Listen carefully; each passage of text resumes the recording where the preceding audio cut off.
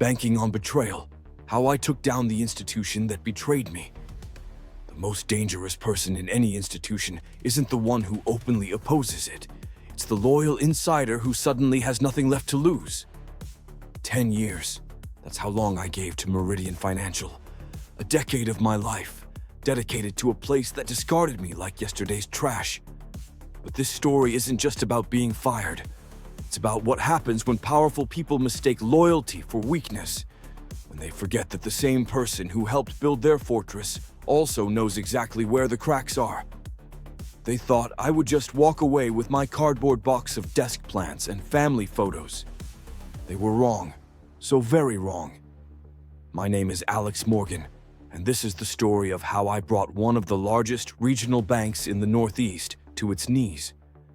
I started at Meridian fresh out of business school, bright-eyed, ambitious, ready to climb the corporate ladder. I was hired as a junior compliance officer, but I quickly moved up. By year 3, I was heading the regulatory compliance department. By year 5, I was working directly with the executive team on strategic initiatives. Alex is our secret weapon, my boss, EVP Catherine Walsh, used to say. The person who makes sure we stay on the right side of the law while maximizing our opportunities. I loved my job, believed in the bank's mission, and trusted the leadership. Or at least, I thought I did. What I didn't realize was that while I was ensuring our public-facing operations remained compliant, there was an entirely different operation happening behind closed doors. It started with small things, pressure to approve loans that didn't quite meet regulatory standards, being asked to reinterpret certain compliance guidelines, documentation that mysteriously disappeared from our files. When I raised concerns, Catherine would smile that practiced smile of hers. "Alex, you're so by the book. That's why we need you. But sometimes books need creative interpretations." I should have seen the signs. The late-night meetings I wasn't invited to. The new Special Projects Division that reported directly to the CEO. The way certain high-net-worth clients received preferential treatment that stretched far beyond the usual perks. But I was loyal, dedicated, and far too trusting. During my 6th year, I noticed something particularly troubling. A pattern of large loans being approved for properties that seemed significantly overvalued. The collateral assessments were all performed by the same third-party appraiser, and the loan-to-value ratios were suspiciously perfect, just within our policy limits. "I need to review the Westbrook development loan package again," I told my assistant one morning. "Something doesn't add up." That afternoon, Catherine stopped by my office, perching casually on the edge of my desk. "Alex, I heard you're digging into the Westbrook loan." "Just doing my due diligence," I replied. "The appraisal seems inflated based on comparable properties in the area." She tapped her manicured fingernails on my desk. "The CEO personally signed off on that one. Mr. Westbrook is a special relationship. Why don't you focus on the consumer compliance audit instead? That's where the regulatory risk really is these days." I nodded, but that night I stayed late, combing through similar loans. By midnight, I had identified 12 properties, all appraised at 20 to 30% above market value, all approved for maximum financing, all connected to 3 developers who regularly played golf with our CEO. The next morning, I drafted a memo outlining my concerns and the potential regulatory violations. I never sent it. That same day, Catherine announced that all commercial loan compliance reviews would now go through the Special Projects Division first to streamline the process. They were building walls to keep me from seeing the full picture. I just didn't realize it at the time. It was a Tuesday morning when my world collapsed. I arrived at work to find my keycard deactivated. Security escorted me to Catherine's office, where she sat with Roger Klein, our stone-faced HR director. "We're restructuring the compliance department," Catherine said, not quite meeting my eyes. "Your position has been eliminated." "Restructuring," I echoed. "I'm the head of compliance." What kind of restructuring eliminates that? We're outsourcing most compliance functions, Roger interjected. It's a cost-saving measure. That was the official story. But as security watched me pack my things, I noticed James Peterson, a recent hire with connections to our CEO, but half my experience, being ushered into the executive conference room. The same James who had argued against my recent report, flagging suspicious transactions from several high-profile clients. You can't just eliminate the compliance department, I said, my voice rising despite my efforts to stay calm. The regulators would never. We're not eliminating compliance, Roger interrupted. We're just reimagining it. More integrated with business objectives.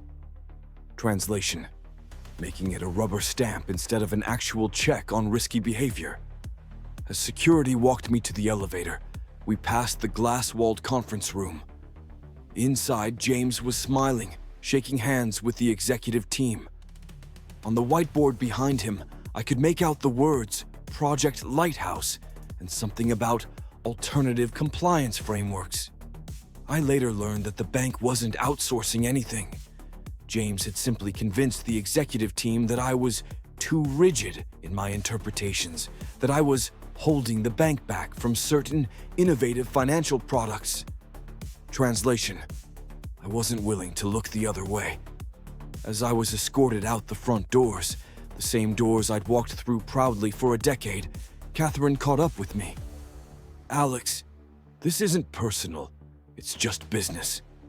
I turned to her, 10 years of loyalty suddenly crystallizing into something harder, colder.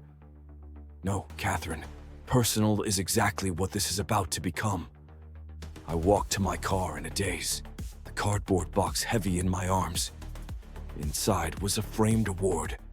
Compliance Officer of the Year from the State Banking Association. The irony wasn't lost on me.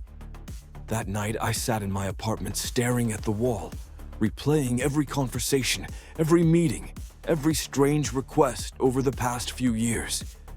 The pieces were starting to fit together, and the picture they formed was ugly. My phone pinged with messages from colleagues, some offering sympathy, others awkwardly distant, as if my firing might be contagious. The most telling was from my former deputy, Lisa. I'm so sorry, Alex. They're having us sign new confidentiality agreements tomorrow. Something about enhanced information compartmentalization. I don't like what's happening here. Neither did I, and I was beginning to realize that being fired might have been the best thing that could have happened to me, because now I could see the whole board, not just the pieces they wanted me to see. The first week after being fired, I was in shock. The second week, depression set in. By the third week, something else had taken root: determination. I still had friends at Meridian, people who were just as disturbed by the bank's shifting ethical standards as I had been. One evening, my former colleague Mia called. "You won't believe what they're doing now," she whispered. "The Special Projects Division. They've created a structured investment vehicle to hide underperforming loans from the balance sheet. They're calling it Project Lighthouse." That call was the spark. I began collecting information, carefully, methodically. Not to blackmail or extort, but to expose. Mia wasn't the only one uncomfortable with the new direction. Others began to reach out. Emails were forwarded, documents were copied. I created a secure digital repository, organizing everything meticulously. Loan approvals that violated regulatory standards. Internal communications discussing how to work around compliance issues. The offshore accounts where certain funds were being temporarily parked during audits. Lisa, my former deputy, was particularly helpful. Her new role gave her access to the documentation for Project Lighthouse. What she found disturbed her enough to risk her job. They're creating a separate entity to buy non-performing loans from the bank at near full value, she explained over coffee one Sunday morning, far from any Meridian branches. It makes the bank's books look clean, but the entity is funded almost entirely by the bank itself through a complex series of transactions. It's basically moving money from one pocket to another, but making it look like the bad loans are gone. That's accounting fraud, I said, the implications sinking in. If the regulators found out, they've got regulatory relations handling the examiners, Lisa interrupted. Controlled access to information, guided tours of selected operations. They're only seeing what Meridian wants them to see. But I needed more than internal documents. I needed to understand the full scope of what Meridian was doing. So I became an investigator. I tracked down former clients whose loans had been mysteriously restructured. I researched the shell companies that kept appearing in transaction records. I built a comprehensive map of Meridian's operations, both the legitimate ones and the shadows behind them. One name kept appearing in my research: Venture East Holdings. This company had received over $200 million in Meridian loans, despite having almost no visible business operations. Following this thread led me to a series of luxury real estate developments, all financed by Meridian, all significantly behind schedule or under-occupied, yet all still carried on the books at full value. I reached out to a former colleague who had moved to a real estate investment firm. These properties are worth maybe 60% of what Meridian has them valued at, he confirmed after reviewing the details. If they had to liquidate these assets, they'd take a massive loss. That explained why they needed Project Lighthouse, to hide the true state of these loans from regulators and shareholders. 3 months in, I had enough to go to the authorities. But there was a problem. Meridian's chairman had deep political connections. The bank was the largest employer in 3 counties. They made generous donations to both political parties. Would anyone really want to take them on? I needed leverage. I needed public pressure. I needed to make this story impossible to ignore. And then I found it, my way in. I had been focusing on the loans themselves, but the real story was who was receiving them. Through property records and corporate filings, I traced the ownership of Venture East Holdings to a network of shell companies. And behind those companies, a real estate developer with documented ties to organized crime. Project Lighthouse wasn't just hiding bad loans. It was being used to conceal the fact that Meridian was essentially functioning as a money laundering operation for certain clients, including a real estate developer with known ties to organized crime. This wasn't just regulatory corner cutting anymore. This was criminal. I spent another month verifying this connection, gathering irrefutable evidence. I couldn't afford any mistakes. The people involved wouldn't hesitate to discredit me, or worse, if I came forward with incomplete information. By month 5 of my investigation, I had constructed a detailed timeline of events, documented the flow of money, identified the key players, and collected statements from former employees and clients. I had created a massive web of evidence, each strand reinforcing the others. Now it was time to strike. The execution, I created a plan with 3 simultaneous fronts of attack. Regulatory action, a comprehensive, meticulously documented report to the Office of the Comptroller of the Currency, the FDIC, and the Financial Crimes Enforcement Network. Media exposure, a carefully prepared package of evidence for Diane Reynolds, an investigative journalist known for her coverage of financial fraud. Internal disruption, a strategic email to Meridian's board of directors and major shareholders, detailing exactly what the executive team had been hiding from them. But I needed to ensure my own protection first. I consulted with a whistleblower attorney who helped me structure my disclosures to maximize my legal protections. I set up secure communication channels. I made arrangements for temporary relocation if necessary. "They're going to come after you hard," my attorney warned. "Their reputation, their freedom, billions of dollars, it's all on the line. Are you absolutely sure you want to do this?" I thought about all the people who would be hurt when Meridian inevitably collapsed. The employees, the small business customers, the communities that depended on the bank. Then I thought about what would happen if these practices continued unchecked, growing larger and more dangerous until their eventual, inevitable collapse caused even more widespread damage. "I'm sure," I replied. Some fires need to be controlled burns, or they'll become wildfires. Timing was everything.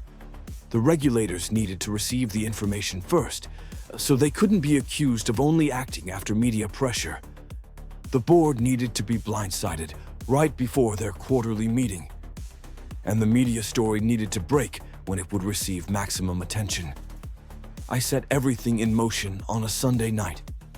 By 8 a.m. Monday, the regulators had my full report.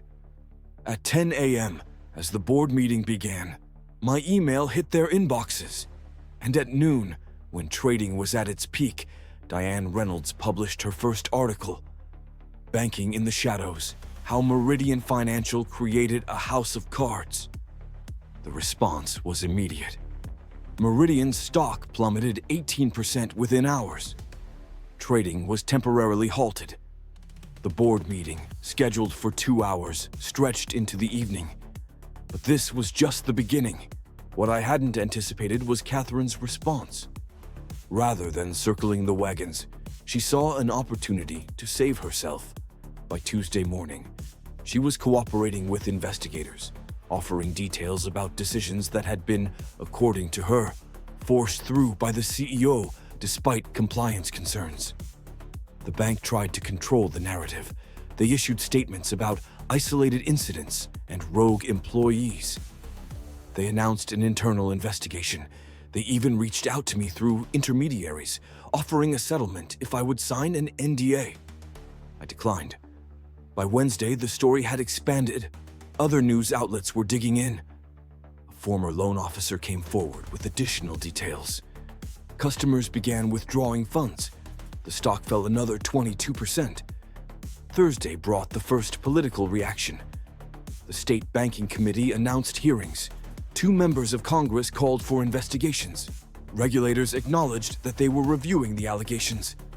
And then came the counterattack. On Friday morning, Meridian's lawyers filed a lawsuit against me for theft of proprietary information, breach of confidentiality, and defamation. Their PR team released statements questioning my motives, suggesting I was a disgruntled employee working with short sellers to manipulate the stock. They even implicated themselves in the process, claiming I had been fired for raising baseless concerns that were disruptive to operations. This inadvertently confirmed I had indeed raised compliance issues before being terminated. My whistleblower attorney called as soon as the lawsuit was filed. "This is actually good news," she said, surprising me. "They've just confirmed their retaliatory intent, and now they've opened themselves up to discovery, which means we can legally request all sorts of internal documents during the lawsuit proceedings." The weekend brought no respite. Social media was ablaze with discussions. Former and current Meridian employees were connecting on LinkedIn, sharing information. Customer withdrawals continued through online banking. By Monday, just 1 week after my plan was set in motion, the Federal Reserve had become involved, concerned about potential systemic risk if Meridian's issues triggered a run on other regional banks. 8 days after my plan was set in motion, federal agents entered Meridian's headquarters with search warrants. News helicopters circled overhead as boxes of documents were carried out. The CEO, CFO, and head of the Special Projects Division were all seen leaving with their attorneys. Meridian stock had lost 64% of its value. Depositors were lining up to withdraw their funds, despite assurances that their money was safe. Loan agreements were being called in by nervous partner institutions. The bank that had seemed too powerful, too connected to fail, was collapsing, not from a dramatic heist or a cyber attack, but from the simple exposure of its own actions. The FDIC stepped in to manage the mounting liquidity crisis. Trading of Meridian stock was suspended. The board of directors fired the CEO and CFO, hoping to demonstrate accountability, but it was too late to regain trust. The lawsuit against me was withdrawn, as Meridian's legal team advised them that proceeding would only lead to more damaging disclosures. Instead, they tried a new approach, a direct appeal from the new interim CEO, who had been brought in from outside the bank. "Mr. Morgan," he said when he called me directly, "I understand your concerns and the reasons behind your actions, but you must also understand that thousands of innocent employees and hundreds of thousands of customers stand to lose if Meridian fails completely. Would you be willing to work with us on a structured resolution? It was a clever appeal to my conscience, but I had already considered this outcome. I didn't create this situation, I replied. The previous leadership did. The best thing for employees and customers now is a transparent process that separates the legitimate parts of the bank from the fraudulent operations. That's for the regulators to manage, not me. The final blow came from an unexpected direction. James Peterson, the man who had essentially replaced me, agreed to testify against the executive team in exchange for immunity. His testimony revealed that Project Lighthouse wasn't just hiding bad loans, it was facilitating tax evasion for several of the bank's wealthiest clients. According to James, he had initially believed he was implementing legitimate financial innovation. But as he gained the trust of the executive team, he was brought deeper into their confidence and began to understand the true nature of the operations. When the scandal broke, he realized he was being positioned as the fall guy. The CEO was indicted on 32 counts, including conspiracy, fraud, and money laundering. Catherine and 3 other executives faced lesser but still serious charges. The bank itself was hit with the largest regulatory fine in the state's history. The real estate developer connected to Venture East Holdings was also indicted, along with 2 members of Meridian's board who had apparently been directly involved in approving the questionable loans in exchange for kickbacks. And me? I watched it all unfold from a distance, neither celebrating nor intervening further. This wasn't about personal satisfaction. It was about consequences. My attorney called with updates almost daily. They're trying to negotiate a deferred prosecution agreement for the bank itself, she informed me one evening. But the individual executives are facing serious prison time. Meanwhile, I had become something of a folk hero in financial compliance circles. Other whistleblowers reached out to share their stories. Compliance officers at other banks contacted me for advice on handling ethical dilemmas. A publisher approached me about writing a book. But with visibility came vulnerability. I received threatening messages from anonymous accounts. A suspicious car lingered outside my apartment building for several nights. My attorney arranged for private security and advised me to stay with friends for a while. You've made some powerful enemies, she warned. People who stand to lose everything. Yet for every threat, there were dozens of messages of support. From former colleagues, from bank customers, from ordinary people who were tired of seeing financial institutions operate as if they were above the law. Meridian didn't survive. The regulatory fines, legal settlements, and mass exodus of customers ensured that its assets were eventually sold off to competitors at fire sale prices. Thousands of employees, most of whom had done nothing wrong, had to find new jobs. That's the part that still troubles me. The frontline workers, the branch managers, the loan officers who were just doing their jobs. They suffered for the actions of people they'd never even met. I tried to help where I could. I created a network connecting former Meridian employees with job opportunities at other financial institutions. I spoke with recruiters about the quality of Meridian's staff, emphasizing that the problems had been at the executive level, not among the rank and file. As for me, I wasn't entirely untouched by the fallout. Meridian's lawyers tried to sue me for breach of confidentiality, though those cases were quickly dismissed, given the illegal activities I had exposed. Some former colleagues blamed me for the bank's collapse. Others reached out to thank me. "You did what I should have done years ago," wrote one senior manager in an email. I saw the signs but convinced myself it wasn't my problem. I have to live with that now. The CEO and CFO were eventually convicted and sentenced to federal prison. Catherine received a lighter sentence in exchange for her cooperation. 2 board members paid substantial fines but avoided jail time. The real estate developer connected to Venture East Holdings fled the country and is still a fugitive. The regulatory landscape changed too. Congress held hearings on the failure of oversight in regional banking. New regulations were proposed to close the loopholes Meridian had exploited. Other banks underwent more rigorous examinations as regulators, embarrassed by what they had missed, became more aggressive. I received job offers from regulatory agencies and competing banks impressed by my ethical stand and thorough understanding of compliance. But I declined them all.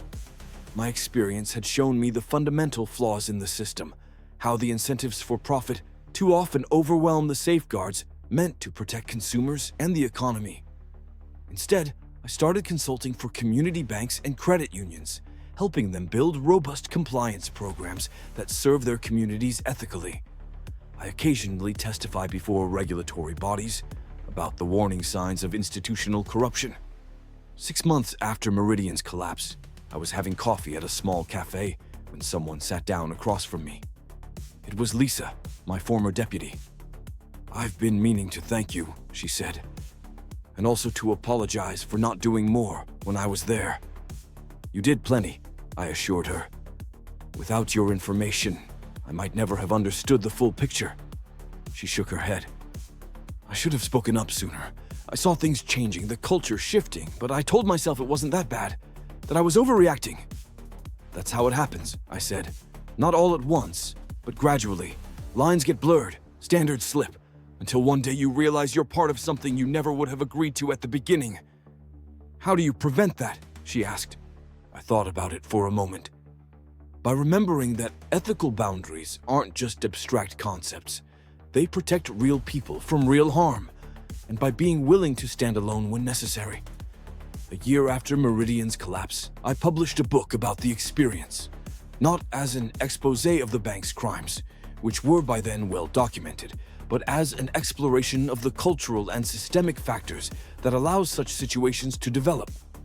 How good people can become complicit in bad actions, how institutions can lose their way while believing they're simply evolving with the market. The book became required reading in business ethics courses at several universities. I began receiving invitations to speak at financial conferences, not as a whistleblower, but as an expert on institutional integrity. Life moved on. The financial world found new scandals to discuss.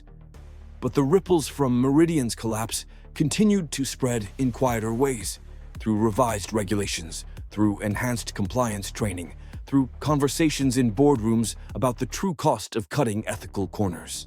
People often ask if I regret what I did, if I feel guilty about the bank's collapse, if I wish I had just walked away. The truth is more complicated. I regret that it came to this.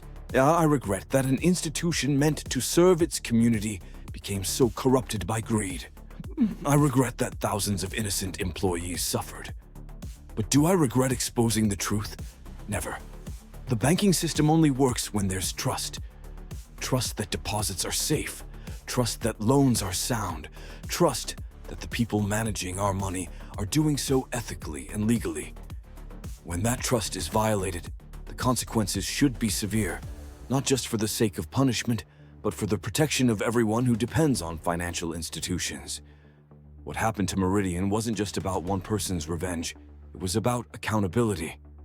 It was about consequences. It was about drawing a line and saying, this far, but no further. Sometimes I think about Catherine's words on that last day. This isn't personal. It's just business. She was wrong. Banking is intensely personal. It's about people's homes, their savings, their futures. When we pretend financial decisions are merely technical, divorced from their human impact, we create the conditions for ethical failure. 3 years after Meridian's collapse, I ran into James Peterson at a financial technology conference. I was speaking on a panel about ethics in banking innovation. He was attending as a representative of a regulatory consultancy. We acknowledged each other awkwardly at first, but later ended up sharing a table at lunch. "I've wanted to talk to you for a long time," he said, after we'd exchanged uncomfortable small talk. "I know you probably think I was part of the problem, that I took your job knowing what they were planning." "Were you?" I asked directly. He looked down at his plate. "Not at first. I genuinely thought they wanted someone with a more innovative approach to compliance. It was only later that I realized what innovative actually meant. And then I was in too deep," he admitted. "I had bought a house, started a family. I told myself I was just implementing what the executives wanted, that the responsibility was theirs. When everything fell apart, I realized how badly I'd compromised myself.